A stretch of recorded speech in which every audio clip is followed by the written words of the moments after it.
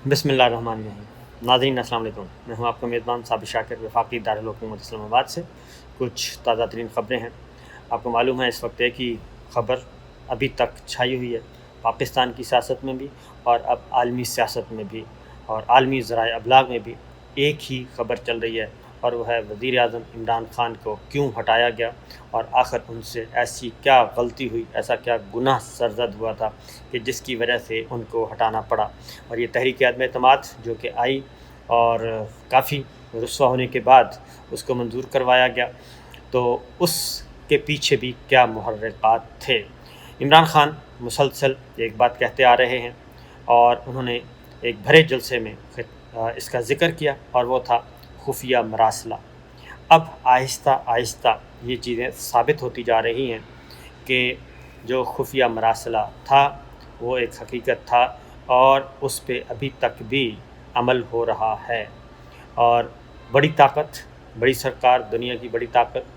वो उसको लेकर आगे बढ़ रही है। और जो रजीम चेंज का एक पूरी दुनिया में एक है कि जनाब जो हुक्मरान या जिस मुल्क के हुक्मरान आपके काबू में ना हों, वहाँ की पूरी रजीम, पूरी की पूरी हुकूमत चेंज कर दिया जाए और बड़े ही लीगल वे में लीगल कवर दिया जाता है उसको, लेकिन हुकूमत का तख्ता उलट दिया जाता है। यहाँ पे अब इमरान ख़ान साहब की ज़िंदगी को ख़तरा करार दिया जा रहा है। वो ख़ुद भी कह चुके हैं और उनके पास इंटेलिजेंस इदारों की रिपोर्ट्स भी मौजूद हैं कि उनकी ज़िंदगी को ख़तरा है। अब मैं ज़रा थोड़ा सा आपको बैकग्राउंड बताता हूँ, तारीख़ बताता हूँ। वज़ीर आज़म लियाक़त अली ख़ान हमारे पहले वज़ीर आज़म, बानियान पाकिस्तान में उनका शुमार होता है। तो उनको भी रावलपिंडी में गोली मारकर शहीद कर दिया गया था, और उसके पीछे भी एक इंटरनेशनल कॉन्स्पिरेसी, बैनुल-अक़वामी साजिश आई और उसमें तहक़ीक़ात हुई, और वो तहक़ीक़ात वाला जहाज़ ही जो है वो भी फनाह कर दिया गया था, तबाह कर दिया गया था। तो ये तब से ये पाकिस्तान में भी ऐसा हो रहा है। और ज़ुल्फ़िकार अली भुट्टो साहब, और फिर एक ज़ुल्फ़िकार अली भुट्टो मरहूम ही नहीं बल्कि 1974 में एक इस्लामिक समिट हुई, सरबराहान, इस्लामी मुल्कों के सरबराहान आए पाकिस्तान में और लाहौर में, और वो पहला बहुत बड़ा मेगा इवेंट था पाकिस्तान में, और ख़ास तौर पे मशरक़ी पाकिस्तान की अलहदगी के बाद। उसमें जितने भी हुक्मरान आए, मुस्लिम हुक्मरान, उनको एक एक करके कत्ल किया गया, शहीद किया गया, गैर तबई मौत मारे गए। उनमें किंग फैसल भी शामिल हैं, सऊदी अरब के बादशाह थे, बहुत लेजेंड किस्म के हुक्मरान थे और उम्मत मुसलमान के लिए दर्द रखने वाले थे और उम्मत मुसलमान को एक फ़ोरम पे जमा करने वाले थे। उसमें अनवर सादात थे, उसमें कन्वर गद्दाफ़ी थे, तो और भी बहुत सारे नाम थे जो कि उस वक्त शामिल थे। तो उसमें जब वो पहला कॉन्सेप्ट दिया गया और फ्यूल को, पेट्रोलियम मसनूआत को एक हथियार के तौर पे इस्तेमाल किया जाने लगा, और मुसलमानों के जितने भी रिसोर्सेज हैं उनको मुज्तमे करने का कॉन्सेप्ट आया, इस्लामी ब्लॉक का कॉन्सेप्ट आया, तो उसके बाद बड़ी सरकार ने एक एक करके उस सारे किरदारों को गैर तबई मौत घर भेजा। उनमें पाकिस्तान में ज़ुल्फ़िकार अली भुट्टो मरहूम थे। वो सियासी वजूहात बनी, बज़ाहिर उनको सियासी वजूहात कहा गया, लेकिन उसके बाद जिस बेंच ने उनको सज़ाए मौत सुनाई, उस बेंच ने ही आके बाद में ज़मीर ने मलामत की और उन्होंने बता दिया कि हमने गलत किया था, क्योंकि वो अदालती तारीख़ में, दुनिया की अदालती तारीख़ में ऐसा कभी नहीं हुआ कि दफ़ा 109 के तहत किसी भी शख्स को सज़ाए मौत दे दी गई हो, सिर्फ़ मशवरे के जुर्म में। तो इसलिए वो भी एक हुआ। मोहतरमा बेनज़ीर भुट्टो यहाँ पे अल्लाह को प्यारी हो चुकी हैं, दहशतगर्दी का निशाना बन गई। अब आते हैं इंटरनेशनल। सद्दाम हुसैन, कीमियाई हथियारों का इल्ज़ाम लगाया और वहाँ की पूरी रजीम चेंज की गई और लाखों मुसलमानों के खून को कुर्बान कर दिया गया और फनाह कर दिया गया। इसी तरीके से मिस्र, अनवर सादात भी हमारे सामने, किंग फैसल की मैं आपको मिसाल दे चुका हूँ। फिर एक किरदार सद्दाम हुसैन बचते थे और उसके बाद کرنل قذافی بچتے تھے۔ کرنل قذافی کے خلاف بھی بہت انٹرنل ایک ہوا کھڑا کیا گیا، اور اس کے بعد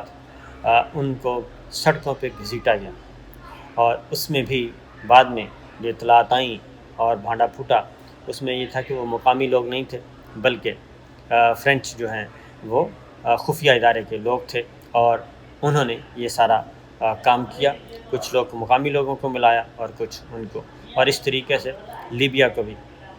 کبھی ستیہ ناش کر دیا گیا، جبکہ لیبیا وہ ملک تھا کہ جہاں پہ دنیا کا واحد ملک تھا جہاں پہ بجلی فری تھی، پیٹرولیم مصنوعات فری تھیں ٹوٹل، اور ایجوکیشن مکمل طور پہ فری تھی، اور جب لڑکا لڑکی ایجوکیشن کمپلیٹ کرتے تھے تو ان کو شادی کے لیے اسٹیٹ پیسے دیتی تھی، ان کو کاروبار شروع کرنے کے لیے ریاست پیسے دیتی تھی، اور اس کے بعد اس کو انڈیپینڈنٹ کر دیا جاتا تھا۔ تو یہ تھا لیبیا کی ریاست کا، پوری دنیا میں واحد ریاست تھی، لیکن اس کو بھی برباد کر دیا گیا۔ پھر ایک اگلے کریکٹر تھے بشار الاسد شام، وہاں پہ تختہ الٹنے کی کوشش کی گئی، لیکن انہوں نے مزاحمت کی، بہت مزاحمت کی، اور اس میں بہت سارے دیگر طاقتیں بھی آ گئیں، روس بھی میدان میں آیا، اور باقی دیگر ممالک بھی آئے، اور اس طریقے سے انہوں نے بھی مزاحمت کی، تو بشار الاسد کا تختہ نہیں الٹا جا سکا۔ لیکن پاکستان میں یہ ہو چکا ہے، اور اب جو چیزیں ہیں جو سائفر میں لکھی گئی تھیں اس کے اکارڈنگلی اب پتہ چل رہا ہے کہ واقعتاً چارج شیٹ جو ہے وہ باہر ہی لگائی گئی ہے، چارج فریم کیا گیا ہے جو عمران خان اور ان کی حکومت پہ، تو وہ روس، یوکرین، اب مغربی ذرائع ابلاغ کے تجزیہ نگار جو ہیں وہ اس پہ کھل کر سامنے آ گئے ہیں کہ جناب پاکستان کو اپنی پالیسی تبدیل کرنی ہوگی، یوکرین کی حمایت کرنی ہوگی، روس سے قطع تعلقی کرنی ہوگی، چائنا سے اپنے تعلقات کو ریڈیوس کرنا ہوگا، اور سی پیک سے نکلنا ہوگا۔ یہ سارے کا سارا جو ایک ایجنڈا ہے، اسکرپٹ ہے، آہستہ آہستہ سامنے آ رہا ہے، اور اس میں پاکستان میں جو ہے وہ جیسے جیسے یہ چیزیں سامنے آتی ہیں تو اب سابق وزیر اعظم عمران خان نے بھی وہ ساری چیزوں کو رپورٹ کر رہے ہیں، وہ ساری چیزوں کو سوشل میڈیا اور ڈیجیٹل میڈیا کے ذریعے منظر عام پہ لا رہے ہیں، اور وہ بھی اپنی بات کو سچ ثابت کرنے کے لیے، کیونکہ جو ان کا موقف تھا وہ ہے، اور اس موقف کو تائید مل رہی ہے۔ اب اگلی بات آتے ہیں، اس سارے معاملے میں امریکہ نے جو کچھ کیا وہ تو اپنی جگہ پہ موجود ہے،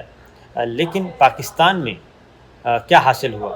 پاکستان میں تو پبلک ڈپلومیسی پہ یہ خرچ کرتے ہیں اربوں ڈالر۔ اب تمام ممالک جو ہیں پبلک ڈپلومیسی پہ، پبلک ڈپلومیسی کیا ہے؟ پیپل ٹو پیپل کانٹیکٹ، اور لوگوں کے جو پبلک اوپینین ہے وہ اس ملک کے حق میں بنائی جائے، اور لوگوں کے ذہنوں کو مسخر کیا جائے، ہر طبقے کے لوگوں کو مسخر کیا جائے، ہر طبقے کے لوگوں کو اپروچ کیا جائے، یہ پبلک ڈپلومیسی ہے۔ یہ پروفیشنلز کو بھی اپروچ کیا جاتا ہے، یہ بزنس کمیونٹی کو اپروچ کیا جاتا ہے، یہ میڈیا کو اپروچ کیا جاتا ہے، ہر طبقے کو، گورنمنٹ آفیسر، بیوروکریسی کو اپروچ کیا جاتا ہے، تاکہ اس ملک کے مفادات جو ہیں وہ اس کی حفاظت کی جا سکے، یہ پبلک ڈپلومیسی۔ تو یہ ساری کی ساری پبلک ڈپلومیسی جتنی بھی تھی، یہ اس نیریٹو کے بعد اس کا ہو گیا ہے، بھرکس نکل گیا ہے پاکستان میں، اور جو یہ کہا جا رہا ہے، اب ایک اور بات بھی کہی جا رہی ہے کہ دیکھیں جی ہمارے پاس تو کچھ پیسے نہیں ہیں، خزانے خالی ہیں، ہم قرضوں کی معیشت پہ چل رہے ہیں، تو بہتر ہے کہ ہم قرضوں کی معیشت سے نکلیں، اور قرضوں کی معیشت سے نہ نکلیں بلکہ پہلے اپنی اکانومی ٹھیک کریں، اور ورنہ IMF میں مار دے گا، ورلڈ بینک مار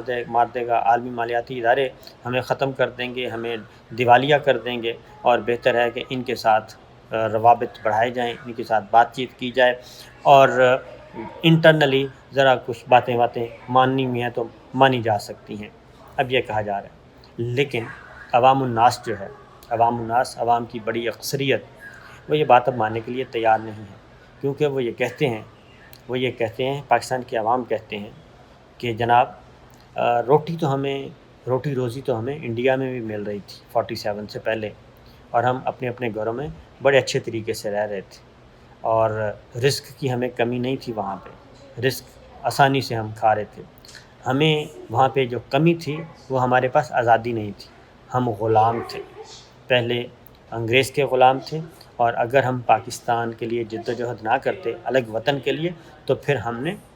ہندوؤں کا غلام ہونا تھا، اور وہ جو ذہنی غلامی اور وہ مذہبی غلامی اور وہ اپنی بنیادی حقوق کی غلامی، ہم اس کے لیے اپنی خود مختاری کے لیے، خودداری کے لیے اور سورنٹی کے لیے وہاں سے ہم نکلے تھے، سب کچھ چھوڑ کے، اپنا سب کچھ قربان کر کے وہاں سے نکلے تھے۔ اس لیے ہمیں یہ نہ کیا جائے، کیونکہ ہم نے جوہری طاقت حاصل کی اور وہ بھی ہم نے اپنا پیٹ کاٹ کے کیا، لوگوں نے قربانیاں دی، لوگوں نے اپنی جان مال قربان کیا، تن من دھن مار قربان کیا، لوگوں کے ٹیکسوں سے، پیسے سے، وہ لوگوں کی آمدنی سے، ٹیکس ان پیسوں سے لوگوں نے، پاکستانی شہریوں نے اپنی جوہری طاقت حاصل کی، اور اس وقت بھی کہا جاتا تھا جیسے گھاس پھوس کھا لیں گے، روکھی سکھی کھا لیں گے، لیکن جوہری طاقت ہم ضرور بنیں گے، تو وہ بنی۔ اس لیے وہ کہتے ہیں کہ یہ روٹی روزی جو ہے، ہاں، یہ ڈالر شالر، یہ سارے ایک ذہنی غلامی کی علامت ہے۔ اگر آپ کی خودداری ہے، خود مختار قوم ہے، آپ کی سوورنٹی سلامت ہے اور آپ کی آزادی سلامت ہے، تو پھر بہت کچھ ہو سکتا ہے، اور کچھ محنت کر کے آزادی حاصل کی جائے، اور آزادی حاصل کرنے کے بعد ان زنجیروں سے نکلا جائے، اپنی معیشت کو اپنے پاؤں پہ کھڑا کیا جائے۔ قرضوں کی معیشت سے کبھی بھی آپ خوشحال نہیں ہو سکتے، سود در سود در سود، اور ایک عالمی مالیاتی ادارہ کا شکنجہ اور پھر دوسری مالیاتی ادارے کا شکنجہ، یہ پاسبل نہیں ہے۔ اس لیے جناب، آپ اس ساری چیزوں سے نکلیں، اور ہمیں آزادی چاہیے، اور یہی تحریک جو ہے وہ اس وقت پورے ملک میں پھیلتی جا رہی ہے، آزادی کی تحریک۔ لوگوں میں کیوں جوش و جذبہ ہے؟ وہ اس لیے جوش و جذبہ ہے کہ پاکستان کے اندرونی معاملات میں کھلم کھلا مداخلت کی گئی ہے، رجیم چینج کی گئی ہے، اور اب اگلا خطرہ یہ ہے کہ یہاں پہ کوئی خدا نخواستہ کسی بڑی سیاسی شخصیت، جن میں عمران خان بھی شامل ہیں، ان کو قتل نہ کر دیا جائے، اور یہ سب کچھ ہو رہا ہے، اور یہ ساری چیزیں آہستہ آہستہ آگے بڑھ رہی ہیں، خطرناک صورتحال اختیار ہوتی جا رہی ہے، اور عمران خان صاحب جو ہیں وہ پیچھے ہٹنے کے لیے تیار نہیں ہیں، اور وہ بھی آگے بڑھ رہے ہیں، عوام ان کا ساتھ دے رہی ہے۔ اب اللہ تعالیٰ، ہم یہی کہیں گے کہ اللہ تعالیٰ ہمارے فیصلہ سازوں کو، ہمارے بڑوں کو یہ ساری سچویشن سے نمٹنے کی توفیق دے، ہمت دے، استقامت دے، کہ وہ ساری صورتحال کو دیکھیں اور فیصلہ پاکستان کے مفاد میں کریں، پاکستان کی پولیٹیکل لیڈرشپ کو اکٹھے بٹھائیں اور خود بھی بیٹھیں۔ میں تو یہ بھی کہوں گا کہ ہماری تمام جتنے بھی بڑے ہیں وہ سب کے سب ان کو اکٹھے ہو جانا چاہیے، اکٹھے ہو کے بیٹھیں اور اس ساری صورتحال سے نکلیں، اس صورتحال کو ڈیفیوز کریں، کیونکہ پاکستان بھی ہمارا ہے، پاکستان کے عوام بھی ہمارے ہیں، پاکستان کے ادارے بھی ہمارے ہیں، اور یہ سب کچھ ہمارے ہیں، اور اپنے کم از کم اپنے اندر جو ہے وہ کسی قسم کی غلط فہمی، کسی قسم کی لڑائی نہیں ہونی چاہیے۔ تمام شعبے کے لوگوں کو اکٹھے ہونا چاہیے پاکستان کے لیے، پاکستان کے عوام کے لیے، پاکستان کی آزادی کے لیے۔ اگر کوئی افتاد ہے بھی تو وہ شیئر کرنی چاہیے، سب باشعور ہیں، سب بڑے ہیں، سب سمجھدار ہیں، تو انشاءاللہ وہ سمجھ جائیں گے۔ اجازت دیجیے، اللہ حافظ۔